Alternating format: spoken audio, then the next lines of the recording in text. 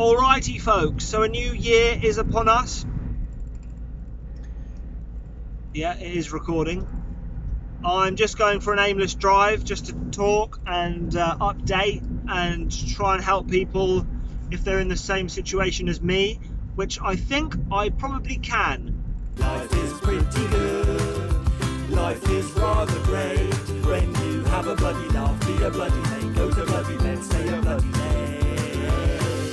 I haven't made a video for a few weeks because I've had, Christmas and New Year, got those out of the way, and got a bit of information from a few people I saw last year, which I kind of put into practice, but didn't really get where I wanted to be with the information that I got from those people that I saw. And then just recently I found a guy on YouTube. Here he is. So here he is, the man, with his little face in his little room, with all his things neat and tidy, with all the spare time he's got in his hands to organise them. I mean, you should see my room. I've been sat in the corner with a feather duster waiting for particles of dust to fall. Any second now, any second now. So what this guy basically goes on to talk about is the immune system and its response to ongoing COVID, long COVID, and histamine levels, and he knows a lot more than me, so I'll just take a step back and let him do the talking. In the last month, I've covered both the Mcas and NAD+ deficiency theories for the pathophysiology of long COVID, which help explain some of the horrendous range of symptoms we see with the condition. With the help of Dr. Pears and Dr. Wenzel, in the last couple of films, I've made some recommendations for diet, supplements and medication. And as most of us long haulers will know, after 8 to 9 months, we've felt like we've tried pretty much everything. So how about these new recommendations? How about this, in particular, this stack of supplements? Does it work? Got to have a laugh. Can we actually prove that it does? Well, I've done a study to try and find out, and spoiler, there's some pretty great results. The treatment plan for mast cell activation syndrome, or Mcas, consists of 4 stages, really. The first is a move to a low histamine diet. The second is a stack of supplements, the most important of which is niacin. The third is to take over-the-counter medications like antihistamines. And the fourth is potentially prescription medications like H1 and H2 blockers, and potentially also mast cell stabilizers. Okay, so I'll stop him there because you can watch this video and get the real information. But I've got everything that he's got. I've done the low histamine diet. I've started on it. It's going well. I feel a lot better just from that. I've got all of the supplements that he's recommended. Quercetin, vitamin C. I've got vitamin D. I've also got some Stamets mushroom immune defense. The niacin and the zinc. And you get selenium in Brazil nuts, so I have that in my porridge. I've got antihistamines that I take if I have a flare-up, but don't really bother taking them. Otherwise, I might have one a day. I haven't got prescription meds because I'm just going to see how this goes. It's only like day 2, so there you go. That's enough from this guy. Brilliant. I'll link the video in so you can have a look. Cool. Oh, I will just add that I got most of those supplements from Holland and Barrett. They were quite expensive, about 50 quid for these 3, the quercetin, niacin and zinc, and but magnesium as well. Maybe I've got some magnesium bath salts, so I put those in a foot bath, which I don't do as regularly because I feel quite stupid, but magnesium, I'll probably have a foot bath soon. Yeah, probably best. It's really hot. Don't laugh at my legs. Oh, shade. Yeah, I did pour boiling water from the kettle in it. Oh my god. Cheeky, cheeky, cheeky, cheeky. Oh, my feeties. I think I've burnt my feet. Oh, I've got a spot on my back. I think it's a mole. It's got hairs coming out of it. Sorry. Also, it's not a big mole. It's quite small. Right. So when I first researched the low histamine diet, I would have preferably wanted to do it alongside being, mainly plant-based. So a low histamine plant-based diet, which is more of a mouthful than the food that you can eat on that diet, that's for sure. There's only a few types of plant-based protein available on that diet, and that is mainly quinoa. And you basically get about 4 grams of quinoa, no, 4 grams of protein to 100 grams of quinoa. So if you need 50 grams of protein a day, you can do the math.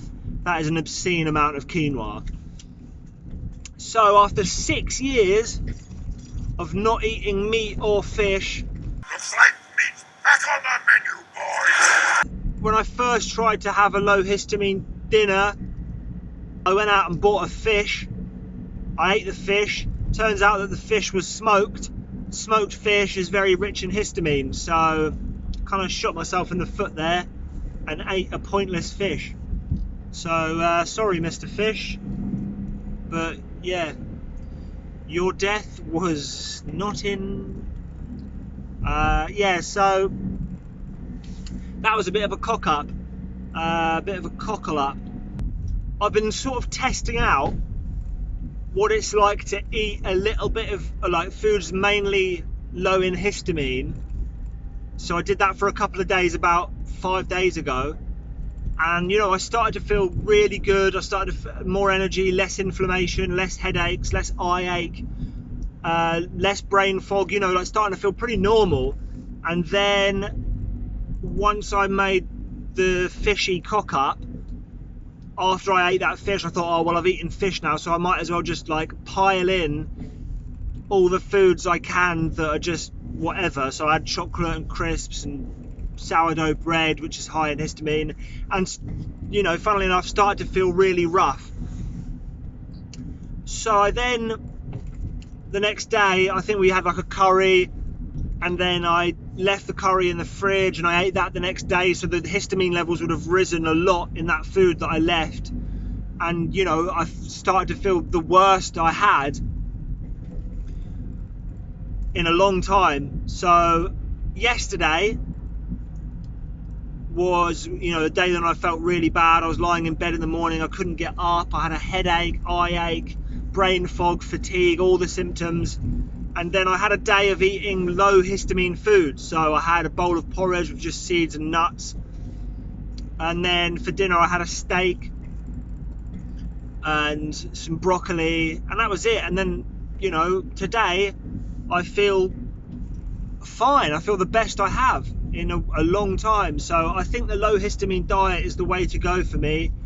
I'm also doing cold showers in the morning, which is supposed to be really good for your immune system. And then I'm also doing intermittent fasting. So I eat at 3. I have a bowl of porridge at 3 with seeds and Brazil nuts. And then I have a dinner at 6. You know, you think, well, how can you do that? You must be stuffed. But it's funny how much you can actually eat when you've been starving yourself all day. So I eat in a 3-hour gap, and then I don't eat until 3 the next day. So I think that's like, what's that? Is that 21 hours? No, yeah.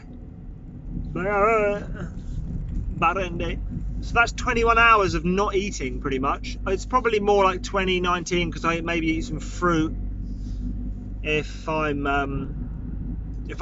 getting cravings, which I do. So that's where I'm at, and it's making a huge difference. I highly recommend giving the low histamine diet a go if you're at a loss of what to do, because the proof's in the pudding. I'm out, I'm in my car, I'm talking, I've got energy, I'm feeling pretty good about myself. Oh, I nearly hit the curb. So yeah, I'd give it a go. Brilliant. Alright, so yeah, if you're in the same sort of position, you know, you're facing the same problems I'm facing, please leave a comment, let me know how you're getting on. Let's get a little chat going. You can add me on Facebook or something, I don't mind. Like, it'd be nice to hear from people that are going through the same thing. You know, what's worked for them, what hasn't worked. Maybe just reach out if you're feeling a bit down in the dumps and you want to have a laugh and be a mate, go to bed or stay up late. And like the video, just like the video. It doesn't show up anymore, so it won't damage my ego as much. and subscribe. Please subscribe. I'd love you to. Like, I want to see those numbers rising, because it will just keep me motivated to do this, which is sad and a bit pathetic, because I should just do it anyway. But you want to see a bit of growth. And yeah, that's enough from me. I've now ended up in the middle of nowhere from just driving along, singing my song, wearing a tunic or wearing a thong. Peace and love, hugs and kisses. Love your mum and love your missus. See ya!